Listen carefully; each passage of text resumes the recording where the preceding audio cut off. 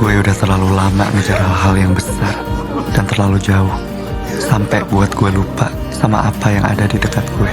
Apa nih, gue gak dengerin lu anjing. Janji untuk gak pernah saling bohong. Gak perlu tai.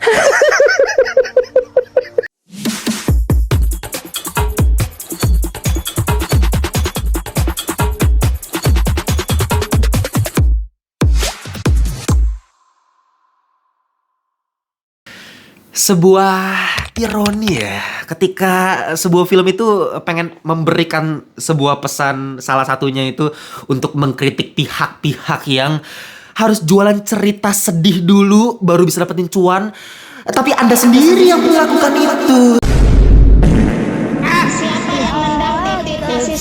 Kalau kalian perhatikan ya, kalau misalnya kalian nonton film ini, Perayaan Mati Rasa, ada salah satu adegan, satu scene di mana where the hell on earth, ketika media melakukan press conference dengan para penyanyi dari sebuah band gitu ya, lagi melakukan interview kayak bisa-bisanya gitu, ada satu orang dari salah satu media yang ngomong kayak gini, persis kayak gini kayak gua ya, maksudnya dari ekspresinya, cara ngomongnya, nadanya persis nadanya kayak begini. Emang harus ya jualan cerita sedih-sedih dulu baru bisa viral. Persis kayak begitu nadanya. Ya, bisa-bisanya. Gue gak ngerti apakah ada orang yang berani melakukan itu pas lagi press conference, gue gak tahu.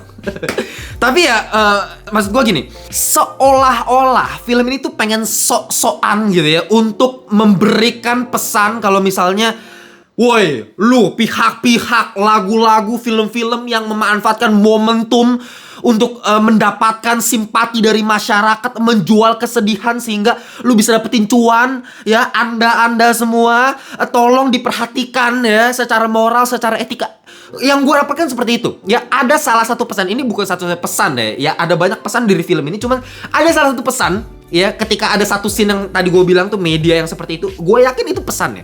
Tapi sepertinya produser dari film ini amnesia dengan film-film buatannya sendiri. Kukira kau rumah, bolehkah sekali saja ku menangis. Dan yang terbaru ini Perayaan Mati Rasa. Anda pikir itu film-film yang tidak menjual kesedihan? Kali aja dari nangis. Semesta menghadiahi gue. Semuanya diam. Selalu film yang dijual adalah film yang menjual tentang mental health, kondisi mental, jauh dari orang tua, nggak dapat kasih sayang dari orang tua. Bullshit lah. Gua nggak pernah bilang kalau misalnya film itu nggak boleh menceritakan hal-hal sedih kayak gini, nggak boleh menjual kesedihan, nggak boleh ngomongin mental. Enggak, gua nggak pernah ngomong kayak gitu. Tapi sekali oke lah lu bikin film kayak gitu. 2 kali oke lah lu bikin film gitu. 3 kali, 4 kali, come on man. Gue sama sekali gak ada masalah kok kalau misalnya film tuh mau jualan tisu gitu. Ibaratnya jualan kesedihan, nampilin orang-orang nangis pas lagi screening, pas lagi nonton premiernya, dimasukin jadi promo filmnya. Oke, gue gak ada masalah. Contoh apa? Home Sweet Loan. Nggak usah jauh-jauh, Home Sweet Loan film tahun lalu ya. Lu bisa lihat lah gue review seperti apa. Gue kasih rating berapa, di atas 8 gue kasih. Meskipun di beberapa hal gue kurang serk gitu ketika harus ngejual kayak promosinya tuh harus nampilin orang yang nangis terus harus diinterview. Waduh, ini relate banget. Sebenarnya gak ada masalah kalau misalnya kita ngeliat dari perspektif bisnis gitu. Ini hal yang bener gitu secara marketing dan works gitu. Lu lihat aja pendapatannya Home Sweet Loan. Jadi gak ada masalah lah dari segi marketing dan sebagainya, gak ada masalah. Selama filmnya bagus. Ya, kalau misalnya Home Sweet Loan nih ya, mau kayak marketing kayak apapun, ya bagus, gue kicap anjing. Ya mau filmnya bagus, ya udah gue gak bakal ngomong apa-apa, udah tutup mulut gue. Filmnya bagus kok gitu. Lah ini.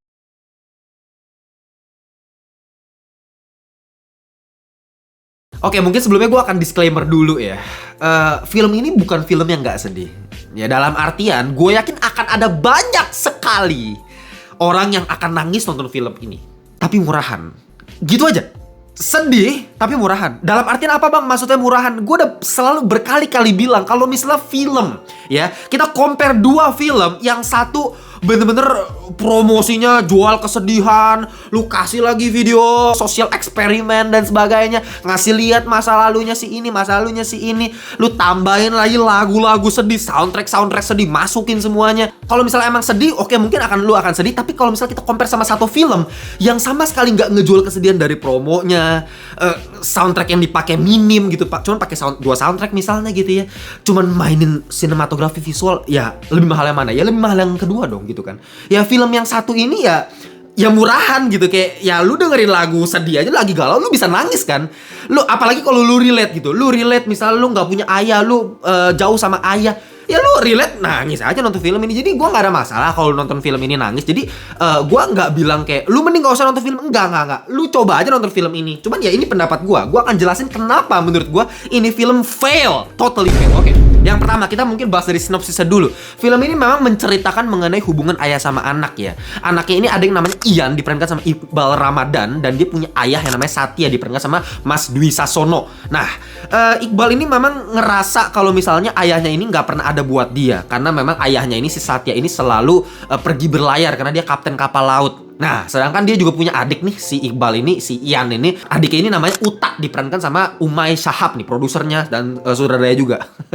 Ya, nah si Uta ini memang lebih punya prestasi lah bisa gue bilang, karena dia podcaster dan ya cukup sukses gitu. Beberapa kali kasih lihat di sini ditampilkan dan ayahnya cukup bangga. Sedangkan si Ian ini ngerasa kalau misalnya dia nggak bisa ngebanggain ayah dan sebagainya karena memang dia anak band dan ya bandnya tuh nggak pernah bisa sukses gitu. Belum bisa sukses, nggak ada lagu-lagunya yang bisa naik gitu. Nah, fokus utama dari film ini adalah mengenai sosok si Ian ini, si Iqbal Ramadan ini yang harus bangkit melewati 4 zona laut mulai dari abisal, batial, neritik, dan litoral. Dikira pelajaran geografi sih anjing. Iya, gue nggak menjelekkan penggunaan metafora puitis di film ini dengan menggunakan zona-zona laut kayak beginian gitu.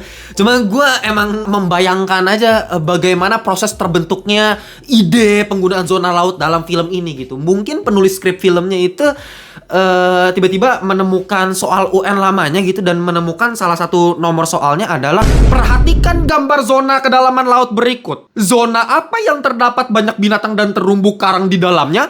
A. Zona literal. B. Zona batial. C. Zona neretik. D.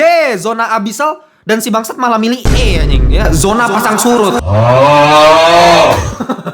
Biasanya kan kayak gitu kan, karena gue anak IPS dulu ya, UN gue pilih geografi, jadi saya tahu sampai sekarang ya, soal itu selalu diulang-ulang. Sampai gue mabok kecubung ya gara-gara soal itu. Nah, kemungkinan besar gue pikir seperti itulah gambaran terjadinya ide pembentukan metafora zona laut di film ini. Dan ketika menemukan soal ini, mungkin si penulis itu langsung kayak, damn, this is so poetic, I like this gitu kan, langsung dijadikan bahan premis gitu ya. Oke, nice. Oke lah, lagi-lagi gue gak mau mempermasalahkan ini, cuman ya menurut gue ya agak cheesy aja, ngerti gak sih, agak cheesy. Jadi kayak terkesan pengen sok-sok keren gitu, karena kurang substansial ya. Kalau menurut gue ya, gue nggak tahu, lagi-lagi gue selalu terbuka dengan pendapat kalian. Jadi kalian tulis di komentar, menurut kalian penggunaan zona-zona laut ini terkesan keren, keren banget, mahal banget nih bang, boleh, monggo. Terserah gitu. Tapi kalau buat gue agak cheesy kalau gue pribadi. Kalau misalnya dibilang nggak nyambung, terlalu maksa, nggak juga kok. Masih satu kesatuan, masih satu konsep. At least mereka menyusun mind mapping ini, brainstormingnya cukup oke lah ya. Kayak misalnya ya kenapa menggunakan zona laut, karena memang ayahnya adalah seorang pelaut kan, sesimpel itu kan. Ayahnya si Ian ini, si Satya ini adalah seorang pelaut, pelayar, dan jarang ketemu sama si Ian. Nah, bahkan salah satu lagu dari bandnya Midnight Serenade ya, bandnya si Ian ini bersama teman-temannya, dan jadi si Ian ini memang gitaris dia di situ di bandnya. Salah satu lagunya adalah Laut. Nenek moyangku seorang pelaut. Ini lagu kesukaannya si Ian ini. Nah, lagu Laut ini juga ya sangat-sangat relate dengan seorang ayah dan seorang anak yang memang punya hubungan yang jauh gitu loh. Dia jauh, jauh. Yang pelaut gemar mengalir. Jadi oke lah ya, mengimplementasikan zona-zona laut ke dalam cerita ini oke lah. Nggak ada masalah lah ya, lagu-lagunya pun enak ya, selama lagu-lagunya enak nggak masalah. Soundtracknya menurut gua oke semua gitu. Ini bener-bener bandnya asli ya, dalam artian mereka bener-bener bikin lagunya sendiri gitu ya, lu bisa dengerin lagunya. Tapi ini yang jadi masalah ya, sekali-sekali kalau misalnya lu ngasih scene montage gitu ya, intercut antara scene ke scene emosional ke scene emosional lainnya gitu, dengan penggunaan latar belakang back sound dari band Midnight Serenade ini lagi manggung gitu ya, dengan lagu-lagu sedihnya, lagu lautnya gitu ya, dengan lagu laut sementara mereka lagi ngeband, pindah lagi scene ke emosional 1, emosional 2, emosional 3. sekali oke. Tapi kalau misalnya lu pakai formula yang sama berulang-ulang, lu tambah lagi pakai musik sedih, lu tambah lagi pakai musik sedih, enak juga gue lama-lama nontonnya gitu. Capek ya gue nontonnya, buset gitu. Di awal oke, montat sekali, nanti di sequence keempat, sequence kelima, keenam, ada lagi montasnya, ada lagi intercutnya, masukin scene sedih, masukin lagi musik dari bandnya si Midnight Chariot lagi, lagu sedih lagi gitu. Belum lagi nanti di akhir tambah lagi penggunaan shot-shot ala-ala handycam memory gitu. Ya, dimana bapaknya si Ian gitu dulu pas lagi ngebawa Ian sama Uta pas masih kecil, masukin scene memory, masukin lagu sedih, masukin scene-scene flash disk dari video-video lama, masukin scene-scene nangis. Kayak seolah-olah Bang Uma ini sebagai sutradara tuh kayak